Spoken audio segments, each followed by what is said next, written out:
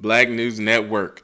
These are interesting times. The Black Standard Channel, for as long as I've been alive, as a little kid, has been BET. And for most of my life, BET was black owned until the turn of the century, around 2000, 2001, whenever it was. Bob Johnson decides to sell the company, cash out, get his money, no problem, making him a billionaire. But he sold it to Viacom. Viacom is this big parent company that's owned BT for the last 20 something years. And by the way, Bob Johnson got the best out of that deal because early reports are saying that the purchase sale price, potential sale price of BT is somewhere in the 400 to 500 million dollar range. So good job, Bob. But that has started a bidding war between two black moguls, which we've covered a little bit on our community page. It's Byron Allen versus Tyler Perry. However, this video is going to be interesting because there is a third black owned company that is now in the bidding war against Tyler Perry, Byron Allen. It has been reported in the New York Times, and it is a black media company out of Florida. And we're going to talk about them later on in this video, but I will name them.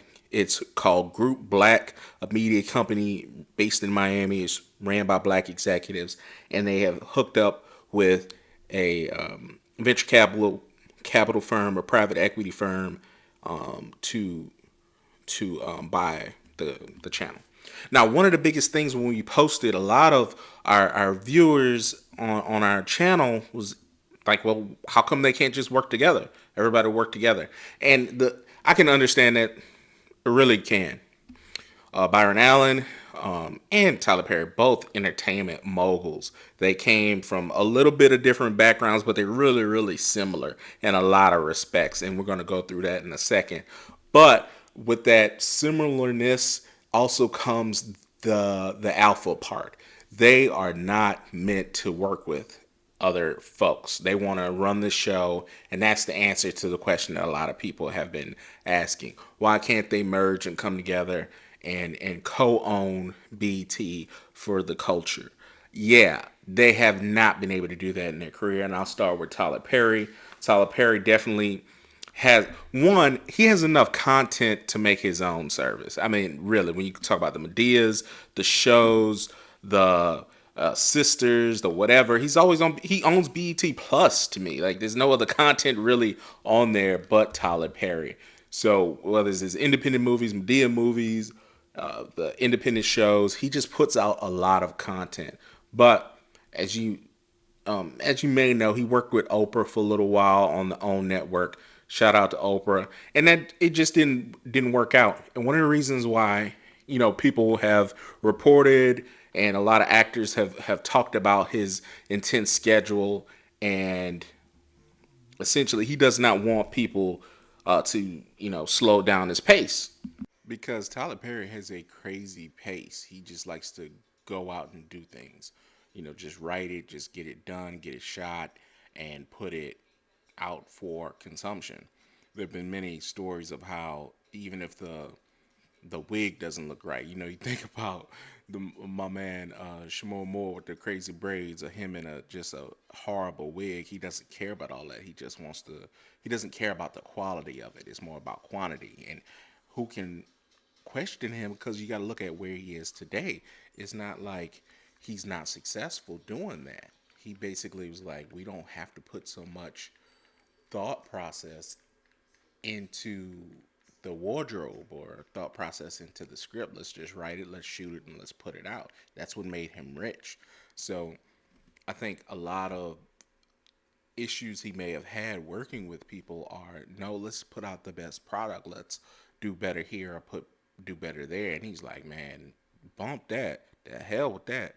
Let's put out the product and get our money. So I think that's you know, where he doesn't want those kind of constraints. He'll own BT outright, and then it's like Medea Plus, like, already, because not only Medea movies are always on BT, but BT Plus is always his stuff. So it'll be even more like that. And if he wants to continue to write all of his own stuff, that'll be it. I know he had issues with writers because he doesn't want to deal with them and their union like framework and guidelines. He's just gonna write it, get actors, shoot it on his compound, and put it out now on BET, which has always been perplexing to me. As I said, he has his own. He has way more than enough content to just make his own service, and people can buy it. It could be Medea Plus, it could be Tyler Plus, whatever he wants to do. But I will say this: I think it's brilliant for him to want to do that because he wants to do it on his own, and maybe he doesn't want to build something. He maybe wants to buy something already with the infrastructure like BET has and BET Plus has and stuff like that, and then he can control what's on all the time. I don't think there's going to be paid programming anymore if Tyler Perry gets his wish. All right. Now, I just want to talk about the similarities before I go on Byron Allen. First of all, both of these brothers are media moguls. They have walks. They have stars on the Walk of Fame out there in California. Very well respected. One started as a stand-up comedian. Byron Allen's Los Angeles kid, grew up with, I believe, a single mother. I'm pretty sure it's a single mother that worked hard and got him into film school out there. But he ended up being a comedian. Tyler Perry, his story is much known by people from New Orleans. New Orleans guy was homeless. At times, he put out his own plays, and again, that's that whole. We don't have to worry about the quality of the product as long as it's good enough. We can have our narrative, put it out, people will come, and he's built this just media, well, content empire from Medea. He's built this from his plays, and then he's gone on to do other things, whether it's movies or original scripted series, to where he is today. Both of these brothers are big on being independent, super super independent. Tyler Perry Studios is out in Atlanta, a completely different coast. But let me talk about Byron Allen a little bit. He was a comedian. He essentially was having like gig work. It didn't necessarily always work out, but he decided, back then in the early 90s, the big thing was hanging with Mr. Cooper. He was like, well, I'm just going to do my own show. He started a production company and was trying to sell his show, but apparently he did a weekly segment and was trying to license it to one of the networks. When it wasn't getting enough traction, he just started doing other shows and he started selling it and pitching it to other networks. He had the contacts at that point. He had the infrastructure at that point. He knew what it took, and as soon as his first show sold, he was like, "Oh, I know exactly what to do." He drifted away from comedy and started doing his own original scripted work, much like Tyler Perry. And that's how he got on. That's how he got rich. And then he started buying different properties, which I'm gonna touch on. Just give me a few more seconds. So when he started doing his production company, he got his bread, he got his money. He started saying, "I'm gonna do this full time." And one of the biggest things he noticed was he's talked about this in many of his interviews. There was such a gap between what he was getting for the show, which was good, but what the advertisers were paying. Somewhere, some way, he got his eyes on material, probably internal material at NBC or wherever, on how much advertisers would pay, and it finally clicked on for him. The actual lights clicked on a bigger platform. His big thing is if you can attract an audience, you can sell their views. Much like YouTube right now, where people have to, see ads. He knew that if he could own a platform and advertisers can pay, he would get more money. And that's what he ended up doing, buying assets. Now, he's developed the Griot, I believe, from the ground up. He's recently bought the Black News Channel, okay? Not Black News Network, Black News Channel. Byron, if you're out there listening, hey, man, we could talk. We could chop it up. Let me know. So he bought Black News Channel last year for $11 million dollars out of bankruptcy, renamed it the Griot, which I thought was brilliant. He had already built up this multi-platform news dispensing platform, black news dispensing platform, and then he built up this traction. He's like, shoot, I can just buy BNC, Black News Channel, and then just rename it to Griot, and now I already have the best of both worlds. I can now have the Griot on a channel, on an actual linear channel, with all the platforms already ready to go. There was no ramp up time. So I think that was brilliant by the brother. And as most people know, he controls the Weather Channel. And people are very, very, they're knowledgeable about what I'm about to say. He owns the Weather Channel. People say he controls the Weather Channel. I get it. He got with different private equity firms, whether it's Oak Capital, I believe, and that's ran by Oak Tree Capital, maybe. I believe that's ran by Howard Marks and some other people. He got the money from them. So there is quite amount of debt assigned to Byron Allen and his net worth. He's still, able to own these companies, get lines of credit, get this money to buy assets. That's what he does. That's like his main thing. And he's been able to do it at a very high rate, high clip. That would be the only negative to me if Byron Allen bought BET, because he's still going to be super leveraged. And the third party I'm going to talk to you about will still be super leveraged. I don't think Tyler Perry is going to necessarily use his own money, but most of his money, his net worth, is tied to independent equity that he's gaining each and every day, either through BT Plus or wherever else his stuff is filmed. Okay, whether it's on Netflix, who cares? He's getting money each and every day, and it's 100% going to him because he won't let writers come in, and it's 100% coming to him because he pays his actors, and that's it. There's no like royalty fees for the most part. He's paying them, and that's it. So I have less worry about Tyler Perry buying BT because he may not be in a cash crunch at any given time in the future. Byron Allen and the other group I'm about to talk to you about, they could. And then we'll have this same thing happen again. They may try to sell it to somebody else and go to Viacom again, or whoever might pick it up, NBC, who knows. So, I completely respect Byron Allen and what he's been able to do. He controls these assets, but I do know he's highly leveraged. All right, let's move on to the third party. All right, which I talked about, earlier.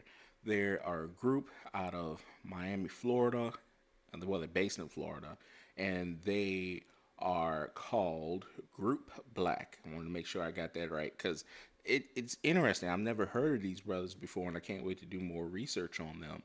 But it's really cool that they were able to do this and able to get into the game. Group Black, a media company based in Miami, ran by these black executives on your screen. I've got with CVC Capital Partners, and CVC already has 100 billion under management. So this is what they do: they find great projects and they fund them. So the group is led by Travis Montague, the CEO, a chief executive, and he's still reaching out to black business people and artists to team up to buy BET. Now, the only thing that I guess that's concerning with multiple people, whether it's Byron Allen, Tyler Perry, they're basically individuals. They know what they want to do. They have their teams in place. If you get a collective of people coming in, that could mean some infighting. I don't want that to happen, but you got to understand, when you have a private equity firm, they have a lot of say so, and then they have a lot of say so on the individual already. But then if it's a group of people and they're attracting and they're recruiting more groups of black people and black businesses to be a part of BET, that could mean a lot of red tape, a lot of inviting, and not getting the best product out to entertain the people. And that's the most important thing. So that's the only drawback for me for these brothers. I hope it works out where they can all collaborate, but that's my concern. If too many cooks in the kitchen, a meal never gets done. All right, ultimately, what I want to see, I think it's going to come between Tyler Perry. He just has that relationship with BET already. He already has that inward track with Paramount and Viacom for this. So I really, if I had to put money on it, I'd have to say Tyler Perry is probably going to win out, especially if it just makes more sense. He has a relationship with them. He's not overly leveraged with debt, and he's going to be able to. He has the content. He will day one be able to stop a lot, be able to cut costs because he already has the content. Think of all the stuff that's on BT anyway. You know, like the.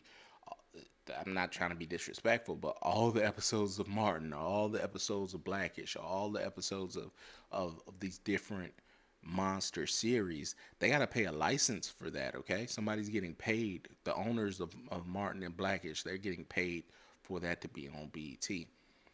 He can cut a quarter of that and fill that with his own content. That's super cool. So if there's ever a cost cutting thing that's necessary so people can keep their jobs, they can take away from the licensing if Tyler Perry bought it. My concern with that is very subtle. I mean, it is what it is. He buys the channel. He could put on what he wants. He could put on the platforms whatever he wants. There's a there's an obvious connection to his content getting the nod. You know, there's a bias. There's a obvious conflict of interest. With Byron Allen, I don't think, or Group Black or Byron Allen, they just want to put the best product out, and that's what's important. Tyler Perry's like, man, you gonna put my product out, and we gonna sell and make sure people watch. And again, that's kind of like his mantra: putting quantity over quality. That can wear thin for especially a black community that has watched this flagship get changed between hands. So that's my big concern. Those are my big worries. But I think Tyler Perry is going to win out. One, I think Byron Allen is he knows what he's doing. He has so many properties that and digital properties, whether it's the Grill, the Black News Channel, the Weather Channel, they know what they're doing. They know how to sell, get advertisers to come in and pay money. It's not a big thing. And he has a significant interest in our news, black community news. But he is super leveraged. I mean, it is what it is. That's not a rumor. That's real stuff. And that stuff I didn't have to research because I already knew it. I had researched it prior. So, because it's like, hey, Byron Allen bought the Weather Channel. How he did that? So, that's me already knowing the game and how the framework goes. So, I want. I think Tyler Perry has the inside track, has the money to do it. My only concern is the bias. Group Black, it's great that a third party is getting into it.